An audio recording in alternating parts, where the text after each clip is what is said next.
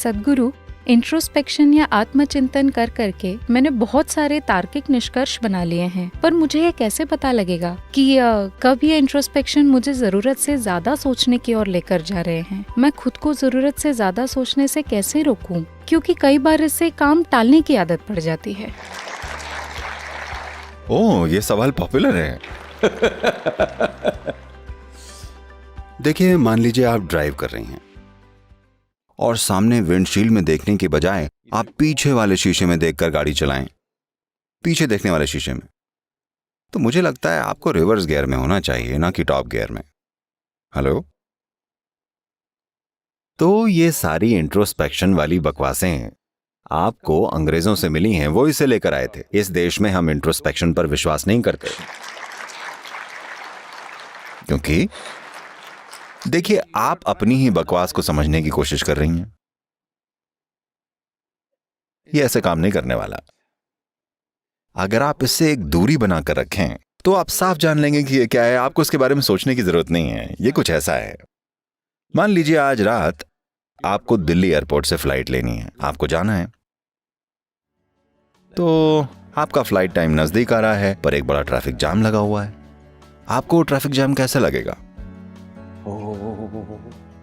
बुरा लगेगा ना, भले ही आप अपनी सपनों वाली गाड़ी में बैठी हो, ठीक है ना? अब जैसे तैसे आप एयरपोर्ट पहुंची, प्लेन में बैठी और वो उड़ गया। अब आप ऊपर पहुंचे और फिर आपने नीचे देखा, अब भी जाम लगा था। अब ये कितना सुंदर लग रहा है, सफेद और लाल रोशनियों की लड़ियों जैसा। ये सच में सुंदर होता है। आपने इसे देखा है? हाँ, हुआ बस इतना है कि थोड़ी सी दूरी हो गई है ना? एक बार अगर थोड़ी सी दूरी बन जाए, अब ये समस्या नहीं होती। आपको पता है कि इसे कैसे संभालना है, और बड़े बड़े एहसास ऐसे ही होते हैं।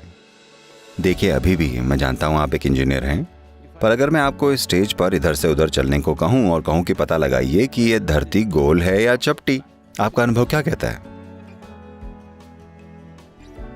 चपटी है। चपटी है ना? चपटी है। ये बहस और 1000 सालों तक चलती रहती। ये खत्म हो गई क्योंकि हम महासागरों को पार करने लगे। तब हम देख पाए ये गोल जैसी लग रही है। फिर हमने उड़ना शुरू किया और आकार साफ नजर आने लगा। फिर हम गए और चांद पर जाकर खड़े हो गए और नीचे देखा। अब ये 100% स्पष्ट था। ये कितनी आसान सी चीज थी, लेकिन हम नहीं देख पा रहे थे जब तक हम धरती पर चल रहे थे, है ना? ये वही बात है। आपके मन की प्रकृति, आपके जीवन के इन उपकरणों की प्रकृति, जिसे हम शरीर और मन कहते हैं। योग में हम शरीर और मन नहीं कहते। एक भौतिक शरीर है और एक मानसिक शरीर है, क्योंकि मन केवल दुर्भाग्य से यूरोपियन आइडिया है कि मन यहां बैठा हुआ है। नहीं। Essentially, you call something mind because there's a certain volume of intelligence and memory. That's what you're calling as mind, isn't it? असल में आप किसी चीज को मन कहते हैं क्योंकि उसमें एक खास मात्रा में बुद्धि और याददाश्त है, इसलिए आप उसे मन कह रहे हैं, है ना? आपको याद है कि 5 पीढ़ी पहले आपकी परदादी कैसी दिखती थी? नहीं, पर उनकी नाक आपके चेहरे पर बैठी हुई है, हाँ या ना? लाखों साल पहले आपके पूर्वज कैसे हुआ करते थे? अब तक आपकी त्वचा की कोशिकाओं को यह याद है कि उनकी त्वचा का रंग कैसा था, हाँ या ना? तो आपके शरीर की हर कोशिका में उससे अरबों गुना ज्यादा यादें हैं जितनी आपके दिमाग में संभालने की क्षमता है, हाँ या ना? अभी हम सबसे जटिल केमिकल फैक्ट्री की बात कर रहे थे। अगर आप देखें कि डीएनए का एक मॉलिक्यूल 1 मिनट में जितने काम कर रहा है, इस धरती के सारे कारखाने मिलकर नहीं कर सकते। इस दुनिया के सारे कंप्यूटर्स और सुपर कंप्यूटर्स उतने काम नहीं कर सकते। ये इस तरह से काम कर रहा है। तो अगर बुद्धि और याददाश्त दोनों की बात की जाए तो ये सारे सिस्टम में फैला हुआ है ना? हाँ या ना? कम से कम आपका न्यूरोलॉजिकल सिस्टम हर जगह फैला हुआ है, ये तो आप देख सकते हैं। तो मन एक जगह नहीं होता। मन का एक शरीर होता है, यादों का एक शरीर होता है, भौतिकता का एक शरीर होता है, ऊर्जा का एक शरीर होता है। तो अगर आप जिसे मैं कहते हैं बस उसके एक हिस्से को देखें और लगातार उसके साथ ही खेलते रहें, अगर आपको नहीं पता कि बाकी चीजों को कैसे चलाया जाए, वो चीजें बस यूं ही तुक्के से काम कर रही हैं, ये कुछ ऐसा हुआ जैसे कोई गाड़ी तो चला रहा है लेकिन हैंड ब्रेक लगा हुआ है। बहुत सारे लोग ऐसा करते हैं, उन्हें पता ही नहीं चलता, उन्हें लगता है थ्रॉटल दबाते जाओ, ये चलती रहेगी। नहीं, इसमें आग लग सकती है, कार में आग पकड़ सकती है अगर आप ब्रेक चालू हो तो, है ना। अभी ज्यादातर लोग ऐसे ही हैं क्योंकि वो किसी स्कूल या कॉलेज में आ गए हैं और अब उनमें थोड़ी सी तार्किक बुद्धि आ गई है और वो भी हर तरह की बाहरी जानकारियों से, और उससे वो ये हर तरह के काम कर रहे हैं। इंट्रोस्पेक्शन, आत्मचिंतन, कौन किस पर आत्मचिंतन कर रहा है? ये सारे के सारे पश्चिमी विचार हैं जिन्होंने इंसानियत को बहुत ज्यादा तकलीफ पहुंचाई है, बहुत ही ज्यादा। मनोवैज्ञानिक प्रक्रिया उन जानकारियों का एक नतीजा है जिन्हें आपने इकट्ठा किया है और आप उन्हें कैसे प्रोसेस करते हैं, यह है ना। अगर आप उसे थोड़ा सा दूर रख दें तो इसका आप पर कोई असर नहीं होगा। जब आपको जरूरत है उसका इस्तेमाल कीजिए, जब जरूरत नहीं है आपको उसे अलग रख देना चाहिए। पर फिलहाल लोगों को ऐसा लगता है कि वो हर समय सोचते रहते हैं, जिसे आप इंट्रोस्पेक्शन कह रही हैं। मैं माफी चाहता हूं अगर मैं आपका किसी तरह से मजाक उड़ा रहा हूं, मेरा ऐसा कोई इरादा नहीं है, ये आप जानती हैं। ये एक तरह की मानसिक दस्त है, ये बस चलती ही जा रही है। आप इसे हर तरह के नाम दे रहे हैं, पर असल में देखिए, सोचना मतलब आप जागरूकता में अपनी विचार प्रक्रिया को एक निश्चित दिशा में ले जाना चाहती हैं, उसे सोचना कहते हैं। अगर ये हर समय चलती रहती है तो इसे दस्त कहते हैं, है ना। तो आपको दोनों के बीच का अंतर पता होना चाहिए। क्या ये एक जागरूक प्रक्रिया है या ये बस ऐसे ही बेकाबू भाग रही है? ये बहुत जरूरी है। तो आत्मचिंतन का मतलब है पीछे की ओर देखने वाला जीवन का शीशा। आज आप एक युवा लड़की हैं, लेकिन अगर आप आत्मचिंतन या इंट्रोस्पेक्शन करेंगी तो आपको अभी से लगेगा कि आप बहुत जी गई हैं। हाँ, सबसे बड़ी समझदारी की बात लोग ये सोचते हैं, शेक्सपियर ने निकाला था, मैं रहूं या ना रहूं। ये सवाल सबसे ज्यादा बुद्धिमानी भरा सवाल समझा जाता है। मुझे बताइएगा, अगर आप आनंद में होते, आप सोचते कि मैं रहूं या ना रहूं? केवल अगर आप दुखी हों तो, केवल तब जब आप जीवन को बोझ समझ रहे हों तभी आप ये सोचेंगे कि मैं रहूं या ना रहूं, है ना। तो कई मायनों में आपका आत्मचिंतन, चाहे आप ये थोड़ा थोड़ा करके कर रहे हों या ज्यादा, ये दिमागी बीमारियों की बुनियाद है। क्योंकि आप उस कचरे के डिब्बे में समाधान ढूंढने की कोशिश कर रहे हैं जिसको आप अपना मन कहते हैं। वहां है क्या?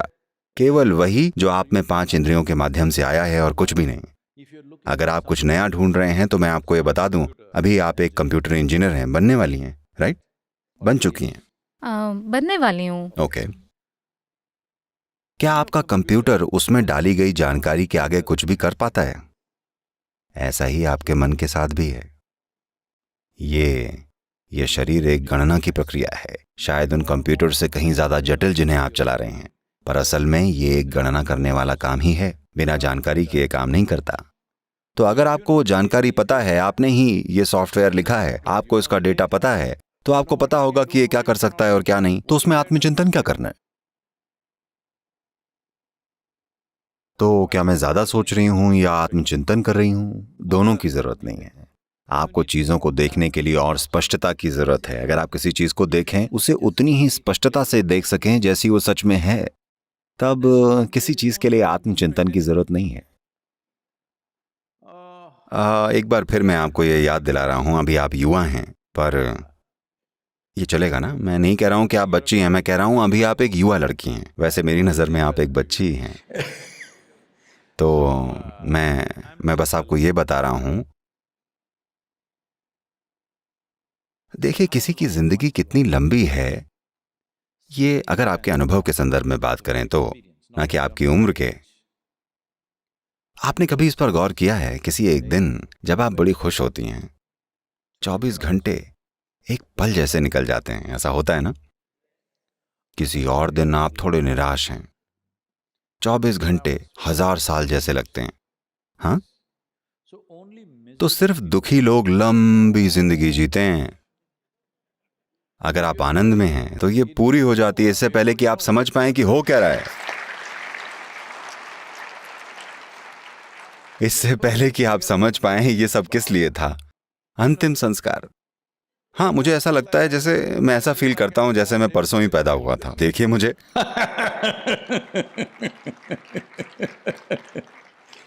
So, तो प्रॉब्लम यहाँ पर है। हम अपनी जिंदगी को सुधारने की कोशिश कर रहे हैं आत्मचिंतन से, नैतिकता से, मूल्यों से, विचारों से, फिलॉसफी से, धारणाओं से, रोल मॉडल से, इससे और उससे। नहीं, इनकी जरूरत नहीं है। होना ये चाहिए कि ये जीवन उमंग से भरा हो, ये अपनी सर्वोच्च संभावना तक पहुंचे, ये चमक उठे। अगर आप हर वक्त चमकते रहें तो शारीरिक रूप से आप बढ़िया रहेंगे, आपकी प्रतिभा खिल उठेगी, सब कुछ बढ़िया होगा। और क्या दुनिया में भी ऐसा होगा? नहीं, दुनिया कभी भी 100% वैसी नहीं चलेगी जैसी आप चाहते हैं कि चले।